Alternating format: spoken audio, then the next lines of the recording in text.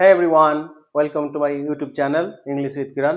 আজ আমি তোমাদের উচ্চ মাধ্যমিক যে রাইটিং তোমাদের এসে আছে, তার সাথে এসে যদি না করো তাহলে তারপরে তোমাদের ইমেল রাইটিং আছে আর ব্লগ আছে।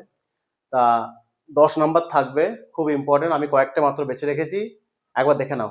খুব ইম্পর্টেন্ট, পরীক্ষায় আসার মতো, আশা করি পরীক্ষায় আসবে, আবার দেখে নাও। প্রথমে দেখো, এসে রাইটিং এ প্রথমে রেখেছি ইম্প্যাক্ট অফ সোশ্যাল মিডিয়া, মানে সমাজ মাধ্যমের ভূমিকা। ঠিক আছে, ভালো দিক খারাপ দিক উল্লেখ করবে, তাই ইম্প্যাক্ট অফ সোশ্যাল মিডিয়া। এবার এর সাথেই জড়িত হচ্ছে use and abuse of mobile. বর্তমানে মোবাইলে বুঝতেই পারছো, ঠিক আছে, ভালো দিক খারাপ দিক আছে, ইন্টারনেটও থাকতে পারে। তবে একদম মোস্ট ইম্পর্টেন্ট হচ্ছে ইম্প্যাক্ট অফ সোশ্যাল মিডিয়া, এটা অবশ্যই করো। তারপরে দেখো এআই, আর্টিফিশিয়াল ইন্টেলিজেন্স, খুব ইম্পর্টেন্ট। তাহলে এনভায়রনমেন্ট পলিউশন, বর্তমানে তো আমাদের দূষণ তো একবার চরম স্তরে পৌঁছে গেছে। মানুষের লোভ, মানুষের তোমার চাহিদা এতটাই বেড়ে গেছে যে আমরা পরিবেশকে দূষিত করে চলেছি। তা সেই জন্য এনভায়রনমেন্ট পলিউশন খুব ইম্পর্টেন্ট। তার সাথে গ্লোবাল ওয়ার্মিংটাও, এবার এই এনভায়রনমেন্ট পলিউশনের জন্যই গ্লোবাল ওয়ার্মিং হচ্ছে, সেই জন্য এটাও ইম্পর্টেন্ট। ডিজিটাল ইন্ডিয়া একদম এসে হিসাবে খুব important. Role of youth in nation building, জাতি গঠনে যুব সমাজের ভূমিকা।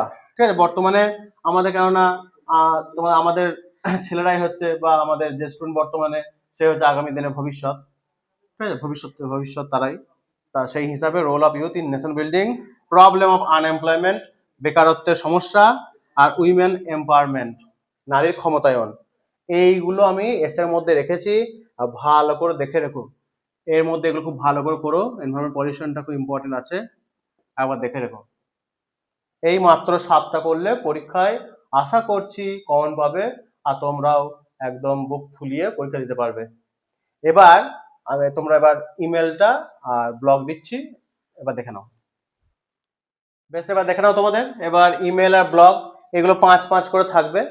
এবার যেহেতু তোমাদের এসে 10 নম্বরে থাকছে, সেটা এসে দুটো থাকবে, করতে হবে একটা। এবার সেটা যদি না করো তাহলে এদিকে ইমেল আর ব্লগটা করতে হবে। তাই ইমেল আর ব্লগগুলো একটু দিয়েছি, দেখে নাও। প্রথমত ইমেল দেখো, দেখেছি complain regarding defective product delivery.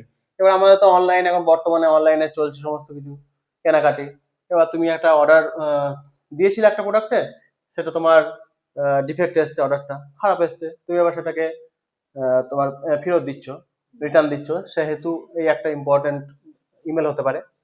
তারপরে লিভ অ্যাপ্রুভাল তোমার স্কুলের তুমি ছুটি চাইছো, বা কোনো অফিসে তুমি কাজ করো, হঠাৎ ছুটি চাইছো, বা কোনো একটা ওকেশনে যাচ্ছ তুমি, সেই হিসাবে ছুটি চাইছো, সে সম্বন্ধে একটা ইমেল থাকতে পারে।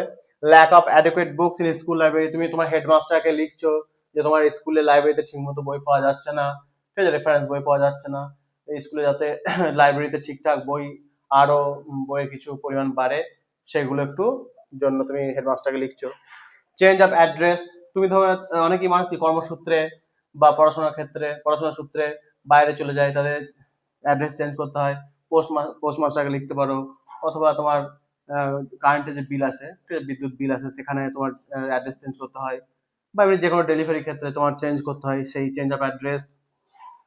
আর তোমার অনলাইন ট্রানজাকশন ফেলড হয়েছে, তুমি হয়তো কোনো একটা প্রোডাক্ট অর্ডার করেছো, তোমার ট্রানজাকশনটা ফেল হয়েছে, এবার তোমার ব্যাংক থেকে হয়তো টাকা কেটে নিয়েছে, কিন্তু তোমার অর্ডারটা ঠিক, তোমার যে ফুলফিল হয়নি, তোমার যে উদ্দেশ্যটা ছিল, সেক্ষেত্রে এই একটা ইমেল খুব important.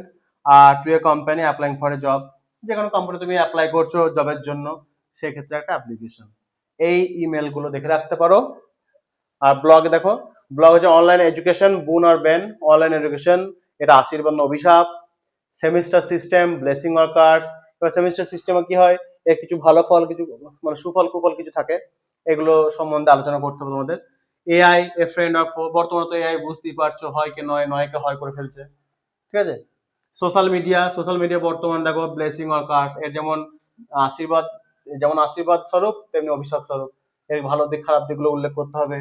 My dream career and how I plan to achieve it, এটা তোমাদের বই থেকে উদাহরণগুলো তুলে ধরেছে, তাই যেহেতু বই থেকে দিয়েছে টেক্সট রেখেছি করে, আর একটা দিয়ে রেখেছি টিপস ফর সাকসেস, মানে তুমি স্টুডেন্টদেরকে টিপস দিচ্ছ কিভাবে সাকসেস পেতে হয়। আর এটা তোমার তোমার ড্রিম ক্যারিয়ার, তুমি ভবিষ্যতে কি হতে চাইছো এবং তার জন্য তুমি কি করছো, সেই প্ল্যানটা তোমাকে ব্লগের মাধ্যমে বলতে হবে।